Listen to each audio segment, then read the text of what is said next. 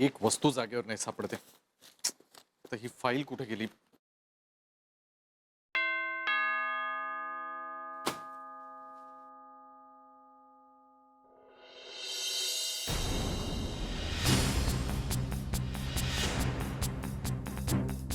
तू काय झालं हो, गुरुनाथ सुभेदार?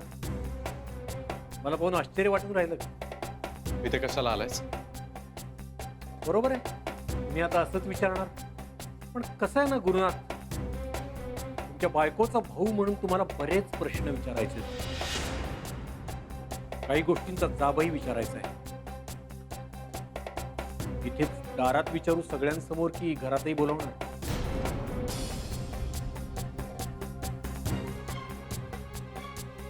दार लावून घे.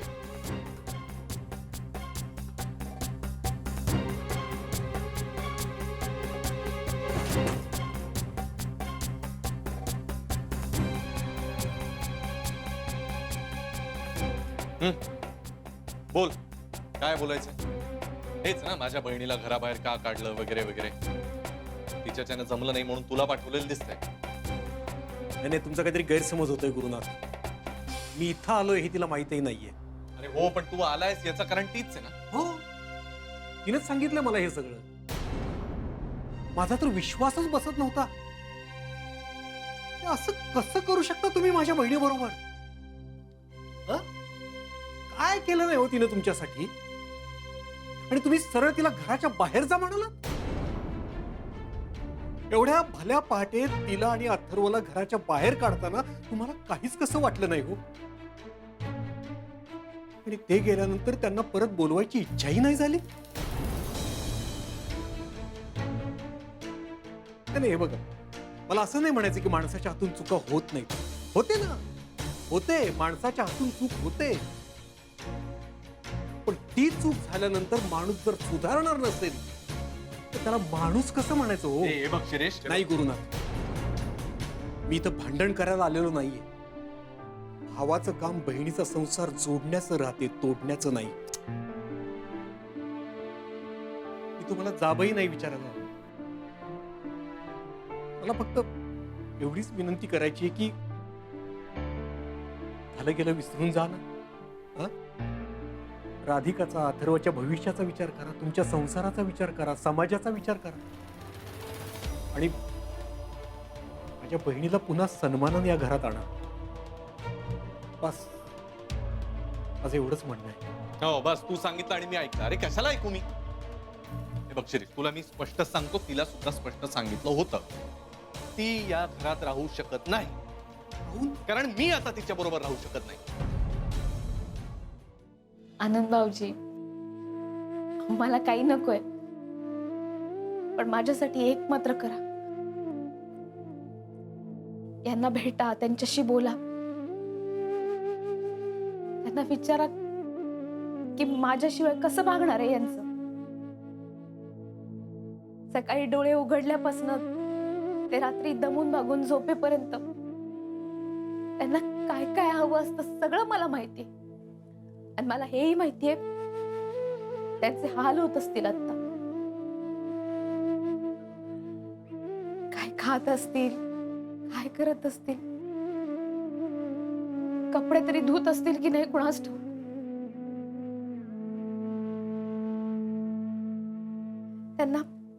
त्यांना सकाळी सकाळी चहा लागतो, नाश्ता लागतो, गरम डबा लागतो, धुतलेले सॉक्स लागतात, इस्त्रीचे कपडे लागतात.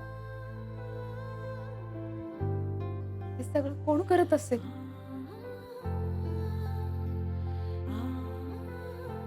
रोज बाहेर जेवून तब्येत बिघडेल नाही यांची? नाही, म्हणून मला घरी जायचं. ते माझं घर आहे आणि ते मी सोडून आली. मला खूपच आठवण येते ओ घराची आणि यांची. बहीण, मी तुला समजावण्याचा प्रयत्न करतो, तुम्ही धीर सोडू नका.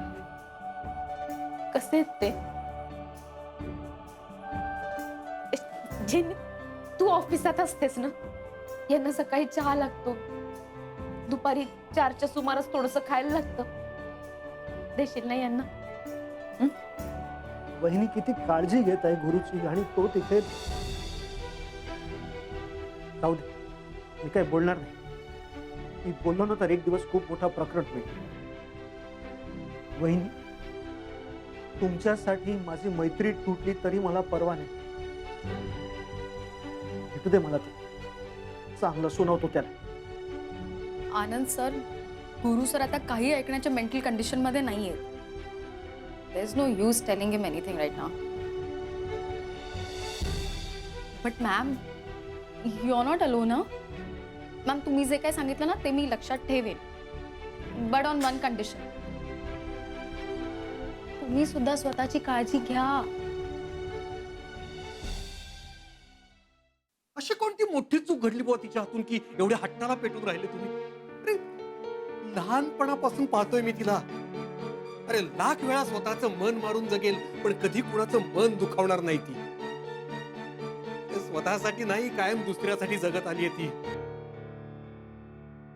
फार हळवी आहे मनाची, प्रेमळ आहे खूप. तिला सोडून तुम्ही राहू शकत असाल हो, पण तुम्ही जर तिला झिडकारलं तर ती नाही जगू शकणार. तिचं मन असं मोडू नका हो. हे बास झाली हा तुमची इमोशनल नाटकं. ती सुद्धा सारखं ही असलीच नाटकं करून डोक्याला ताप द्यायची, आणि आता तू. नाही नाही, नाटक नाहीये गुरुनाथ, नाटक नाही. आपल्या बहिणीचा मोडणारा संसार सावरण्यासाठी भावानं केलेला प्रयत्न आहे. गुरुनाथ, मी तुम्हाला पुन्हा एकदा रिक्वेस्ट करतो, प्लीज राधिकाला आणि अथर्वला घरी परत आण. प्लीज, असं करू नका हो. आपला सोन्यासारखा संसार असा मोडू नका. तुला एकदा सांगितलेलं समजत नाही का? राधिकाला मी काही झालं तरी या घरात घेणार नाहीये, आणि तिने जर प्रयत्न केला ना तर धक्के मारून या घराबाहेर काढेन तिला. ए बास, बास. तिच्याविषयी एक शब्दही वाईट ऐकून घेणार नाही मी.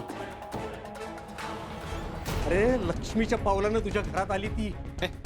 हे एवढे यश, एवढा पैसा, एवढा मान सन्मान तिच्यामुळे मिळाला तुला, आणि एका बाजार बसवीसाठी लक्ष्मीचा अपमान करून राहिला तू. क्षणाला काही बोलायचं नाही, मी खपून घेणार नाही.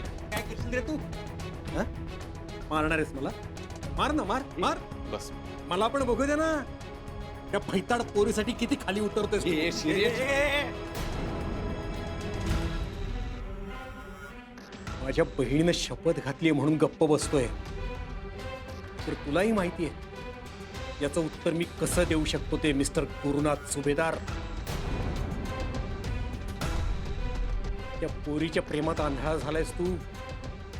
त्यामुळे खरं खोटं, चांगलं वाईट, पाप पुण्य कशाचीच तमा राहिली नाही तुला.